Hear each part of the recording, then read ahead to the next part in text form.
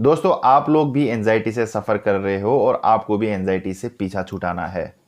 तो आज मेरे साथ एक भाई का मैसेज है जो कि एंजाइटी से सफ़र कर रहे थे। उनको बहुत ही नेगेटिव थॉट्स आते थे और उन्होंने मुझे 2 महीने पहले रीच आउट किया था। ऐसे 3-4 सालों से उनको जो है ये प्रॉब्लम हो रखा है। डॉक्टर्स को दिखा दिए, मेडिसिन यूज़ कर लिए, लेकिन ठीक नहीं हो रहा था। मैं नहीं बोलता हूँ कि सिर्फ मैं जो बोल रहा हूँ वो करें, लेकिन मेडिसिन भी लो और जो मैं बता रहा हूँ उसको भी इंक्लूड करो। जब आप मैं जो बताता हूँ वो भी इंक्लूड कर लेते हो तो मेडिसिन धीरे धीरे धीरे आपकी जो डोजेस है डॉक्टर कम कर देती है। इवेंचुअली आपका एक टाइम आएगा कि आपकी वो मेडिसिन की डोजेस जो है बिल्कुल जीरो हो जाएगा, आप मेडिसिन फ्री रहोगे और एंजाइटी फ्री रहोगे। मेरा सब कुछ ठीक था, लेकिन एक जो चीज थी उसी की वजह से मैं अटक जा रहा था। मैं रिकवर होना चाहता था, रिकवर भी हो रहा था, लेकिन एक ही जो चीज है वो पैटर्न मेरे दिमाग में ऐसे बैठ गया था कि मैं जितना कोशिश करता था फिर भी मेरी एंजाइटी जो है नहीं जा रही थी। तो उनसे मैंने बहुत सारे क्वेश्चन पूछे, उन्होंने मुझे आंसर दिए।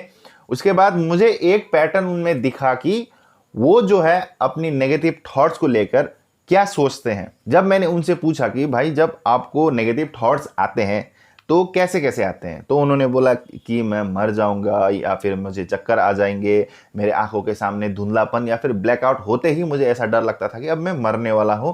तो बहुत सारे लोगों को मैंने तकलीफ दिया है, अपनी फैमिली मेम्बर्स को तकलीफ दिया है। रात के टाइम में जब मैं सो रहा होता हूं वो टाइम में भी आधी रात में जग के मैं अपनी फैमिली मेम्बर्स को बोलता था कि मुझे हॉस्पिटल लेके जाए, मुझे लगता है मुझे हार्ट अटैक आने वाली है। इवन इन स्लीप मैंने ये एक्सपीरियंस नहीं किया था। जैसे मेरे ये वाली वीडियो आप देख सकते हैं, ये टाइम में मैंने फर्स्ट टाइम अपने स्लीप में पैनिक अटैक को, या फिर आप बोल सकते हैं ऐठन, मुझे तो लग रहा था कि वो ऐठन होगा, लेकिन पैनिक अटैक भी हो सकता है। जैसे ये भाई ने मुझे बताया कि ऐसा हुआ था मेरे साथ, अभी मुझे लग रहा है कि वो मुझे भी पैनिक अटैक आया था। तो वो टाइम में रात रात को जाके एम्बुलेंस करके हॉस्पिटल जाना, अपनी फैमिली को टॉर्चर देना, टॉर्चर तो नहीं बोलता हूँ मैं, लेकिन उनको ऐसा लगता है कि तुझे कुछ नहीं हुआ फिर भी तू हम लोग को परेशान कर रहा है। लेकिन जो बंदा सफर कर रहा होता है उसी को एक्चुअली में मालूम होता है कि उनके साथ क्या हो रहा है, उनकी लाइफ में क्या हो रहा है। उनकी लाइफ डिजास्टर हो चुकी होती है, उनकी लाइफ टोटली हेल हो चुकी है। लेकिन जो लोग ये प्रॉब्लम से सफर नहीं कर रहे होते हैं उनको पता ही नहीं चलता कि एक्चुअली में उनके साथ क्या हो रहा है, और उन्हें समझाना भी बहुत मुश्किल है गाइस। और जब उन्होंने मुझे शेयर किया कि भाई मुझे ऐसा ऐसा होता था, इसलिए मेरी जो थॉट्स है, मेरी जो थिंकिंग है वो बहुत नेगेटिव हो गई है, तो मुझे ये पैटर्न समझ में आया कि जब भी उनको कोई भी प्रॉब्लम होता था ये सोचते थे कि वो एंजाइटी नहीं है, वो हार्ट अटैक है या फिर कार्डियक अरेस्ट है या फिर कोई और अंडरलाइंग मेडिकल कंडीशन।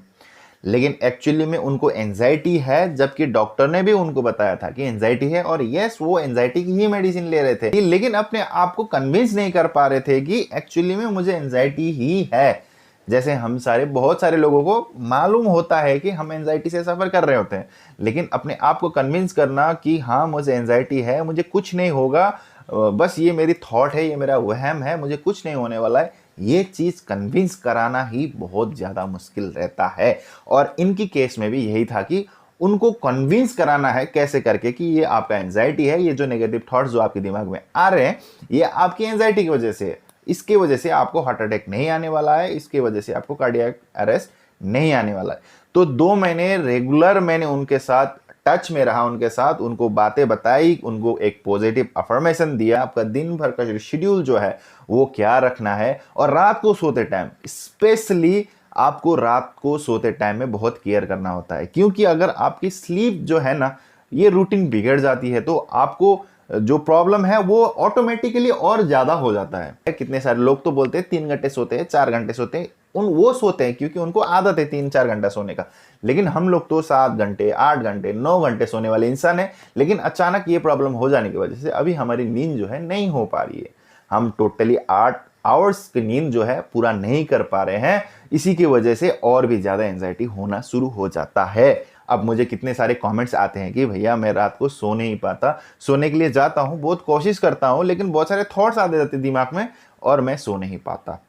यस, आपकी स्लीप जो है बहुत इंपॉर्टेंट है ये एंजाइटी में। अगर आपकी स्लीप थोड़ी भी डिस्टरबेंस हो गई या फिर आप फोन में ज्यादा एक्टिव हो, आप फोन में ज्यादा इंगेज हो, तो भी ये आपकी प्रॉब्लम में एक रीजन हो सकता है कि आपकी ये प्रॉब्लम ठीक नहीं हो रहा है। जब हम दोनों ने अपना 100% एफर्ट लगा दिया ये सोचने में कि ये प्रॉब्लम को कैसे सॉल्व कर सकते हैं, ना कि ये प्रॉब्लम क्यों हुआ, कैसे हुआ, काय के लिए हुआ, ये तरफ हम गए नहीं। हम बस सोच रहे थे कि कैसे इस प्रॉब्लम को ठीक करना है। उनको मैंने डेली शेड्यूल जो है अपनी सुबह से शाम की शेड्यूल बना के दिया, वो काम नहीं कर रहा था, फिर चेंज किया, फिर चेंज करने के बाद देखा कि कौन सूट कर रहा है और कौन सा सूट नहीं कर रहा है, फिर चेंज किया। उनकी जो गट हेल्थ थी, गट हेल्थ भी बहुत बेकार थी, बहुत गट इश्यूज थे उनको, तो वो भी धीरे धीरे देखे हमने, बहुत सारे और भी सप्लीमेंट्स भी ऐड किए। अब काफी ट्राई करने के बाद, काफी फेल होने के बाद हमारे पास एक प्रॉपर रिजल्ट आ गया, एक प्रॉपर लिस्ट आ गया कि अब हमें क्या करना है। पहले तो हमें कुछ नहीं मालूम था कि एक्चुअली में हम क्या कर रहे हैं और हमें क्या करना है। अब हमारे पास ये विजन हो गया कि ये करना है, ये प्रॉब्लम के लिए ये बेस्ट है, इससे तुम्हारी गट हेल्थ भी ठीक होगा, इससे तुम्हारी नींद भी ठीक रहेगी, इससे तुम्हारा नेगेटिव थॉट्स को जो है उसको भी कम कर सकते हैं।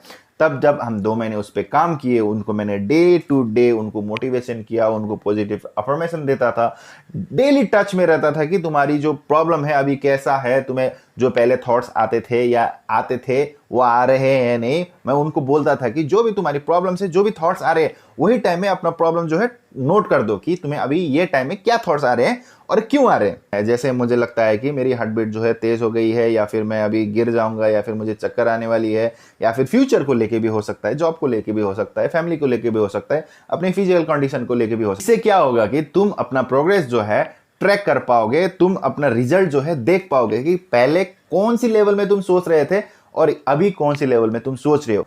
इससे तुम्हें एनालाइज करना बहुत इजी हो जाएगा कि मैं कितना दूर आ गया हूं और मेरी पैनिक अटैक कितना पीछे रह गया है। ऐसे करते करते मैंने उनको बोला कि जाओ अपने डॉक्टर्स को अभी दिखाओ कि ये मेडिसिन अभी इतना ही लेना है, या फिर कोई डोज कम होगा, या फिर कोई मेडिसिन कम होगा।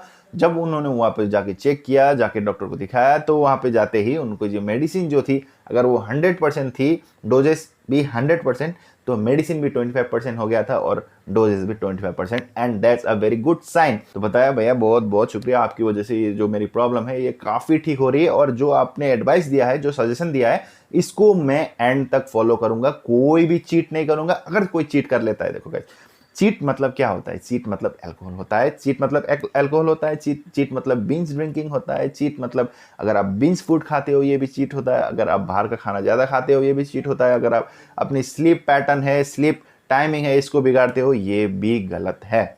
ये सभी चीज़ चीट है। अगर आप ये कर लेते हो तो आपकी प्रॉब्लम और बढ़ना शुरू हो जाएगी, और जो ठीक हो गया है वो भी वापस आना शुरू हो जाएगा।